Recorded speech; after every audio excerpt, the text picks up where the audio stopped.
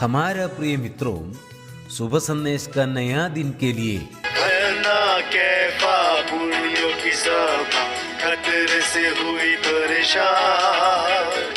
अन्ना कैफा पुण्यों की सभा खतरे से हुई परेशान।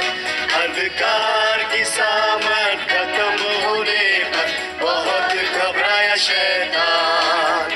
अंधकार की सामत खत्म होने पर बहुत घबराया शैतान। आज का संदेश प्रभु के दास वह माध्यम बैंगलोर से बांटा जाएगा। प्रार्थना के साथ सुनिए। परमेश्वर के नाम की स्तुति हो।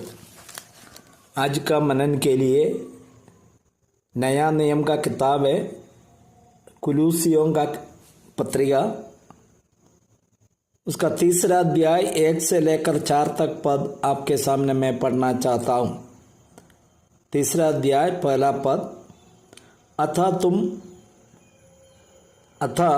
जब तुम मसीह के साथ जिलाए गए तो स्वर्गीय वस्तुओं की खोज में रहो, जहाँ मसीह विद्यमान है और परमेश्वर के दाहिनी ओर बैठा है।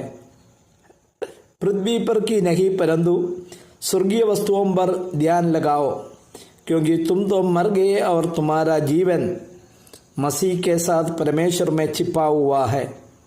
जब मसीह जो हमारा जीवन है प्रकट होगा, तब तुम भी उसके साथ महिमा सहित प्रकट किए जाएंगे। जो व्यक्ति प्रभु यीशु मसीह पर विश्वास किया, उसके द्वारा विश्वास करके उद्धार पाया है, अनंत जीवन पाया है, उस व्यक्ति के लिए संदेश बहुत महत्वपूर्ण है। यदि आप प्रभु पर अभी तक विश्वास नहीं किया, नहीं तो आपका उद्धार का निश्चय नहीं है, तब इस संदेश आपको समझ में नहीं आएगा। यहां पर लेखक ने यह बात बताता है, अर्थात जब तुम मसीह के साथ जिलाए गए तो स्वर्गीय वस्तुओं की खोज में रहो। मतलब क्या है? बाइबल बताता है जो व्यक्ति पाप किया, पाप के साथ जन्म लिया है, वो मर चुका है उसका आत्मा में, उसको कोई जीवन नहीं है। शारीरिक जीवन तो है। इफिसियों का किताब 2 अध्याय में बताता है, जो पापों और अपराधों में मर चुके थे,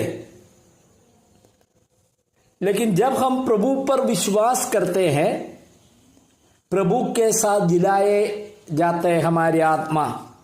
यही बात पौलुस ने यहां बता रहा, जब तुम मसीह के साथ जिलाए गए तो, मतलब दूसरे शब्दों में कहा जाए, यदि आपका उद्धार हुआ है, आप अनंत जीवन का वारिस है, आपको पक्का यकीन है आज प्रभु आने पर नहीं तो मेरा मृत्यु समय स्वर्ग में जाएंगे, क्योंकि मैं पाप से उद्धार पाया। उस व्यक्ति का जीवन शैली कैसे होना, यह बात बता रहा है। स्वर्गीय वस्तुओं की खोज में रहो, जहां मसीह विद्यमान है। विश्वासी होने के नाते, प्रभु का संतान होने के नाते, हमारा हमेशा ध्यान स्वर्ग की ओर होना चाहिए, क्योंकि हमारा प्रभु जो मसीह है स्वर्ग में विद्यमान है। जब हम उद्धार पाता है, यीशु मसीह को अपना हृदय में स्वीकार करते हैं, एक केवल मुंह से बताने का बात नहीं है, मैं एक निर्णय ले रहा है कि आज से मैं प्रभु यीशु मसीह के पीछे चलेंगे। वो मेरा प्रभु है, वो मेरा कर्ता है, वो मेरा सब कुछ है। वो प्रभु का वचन के अनुसार, उनका अगुवाई के अनुसार हर एक मसीह चलना है। आज प्रभु स्वर्ग में है, पवित्र आत्मा तो है धरती पर हमें चलाने के लिए, लेकिन यीशु मसीह स्वर्ग में है। इसलिए मेरा ध्यान कहाँ की ओर होना चाहिए? स्वर्गीय वस्तुओं की ओर। यही पवित्र आत्मा भी हमारा जीवन में वही कार्य कर रहा। यीशु मसीह आज पिता के दाहिनी ओर बैठा है। इसके बाद दूसरा पद में बताता है, वही बात एक और बार स्पष्ट करके बताता है, पृथ्वी पर की नहीं परंतु स्वर्गीय वस्तुओं पर ध्यान लगाओ। पृथ्वी पर की वस्तुओं का नहीं का मतलब इस संसार में कुछ पाने के लिए, इस संसार में अपना नाम कमाने के लिए, इस संसार में अपना कुछ दिखाने के लिए, यही हमारा उद्देश्य नहीं होना चाहिए।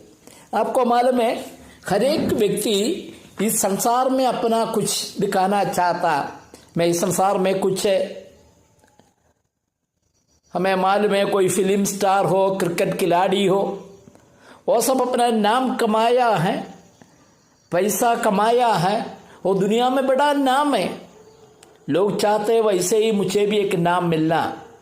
लेकिन विश्वासी का विचारधारा कभी भी ऐसा ना हो, क्योंकि मेरा प्रभु स्वर्ग में है और आज और कल मुझे स्वर्ग में जाना है, ये प्रतीक्षा मेरा और आपके अंदर में होना चाहिए।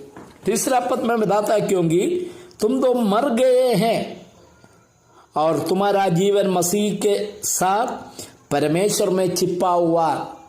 संसार के लिए हम मर चुका है, हम अभी तत्काल के लिए जीवन बिता रहा, लेकिन संसार का वस्तु, संसार का सुख विलास, संसार का कोई भी वस्तु मेरे शरीर में कोई असर नहीं पड़ता, क्योंकि मैं इस संसार के लिए मर गया। संसार के इच्छा, संसार का प्रलोभ, सबके लिए मैं मर चुका है और मेरा एक ही लक्ष्य है प्रभु को प्रसन्न करना, प्रभु का वचन को सुनना, प्रभु के लोगों के साथ जीवन बिताना, यही मेरा जीवन का लक्ष्य है। 4 पद में पढ़ते हैं, जब मसीह हमारा जीवन प्रकट होगा तब तुम भी उसके साथ महिमा सहित प्रकट किए जाएंगे। यही हमारी आशा है। प्रभु यीशु मसीह एक दिन आएगा और हम उसके साथ अनंत काल तक प्रभु के साथ जीवन बिताएंगे। यही धन्य आशा प्रभु ने मेरा और आपका जीवन में दिया। मुझे सुनने वाला हर एक भाई लोग अपना जीवन को परख कर देखिए। यदि आप प्रभु को स्वीकार नहीं किया तो जल्दी प्रभु को अपना जीवन में स्वीकार कीजिए।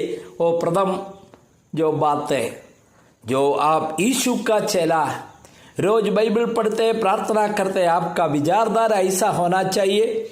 इस संसार में कुछ कमाना नहीं, ध्यान नहीं लगाना, प्रभु की ओर अपना ध्यान लगाकर एक अच्छा जीवन बिताने के लिए प्रभु आप सबको इस संदेश के द्वारा सहायता करे। प्रभु के नाम की स्तुति हो। आमीन।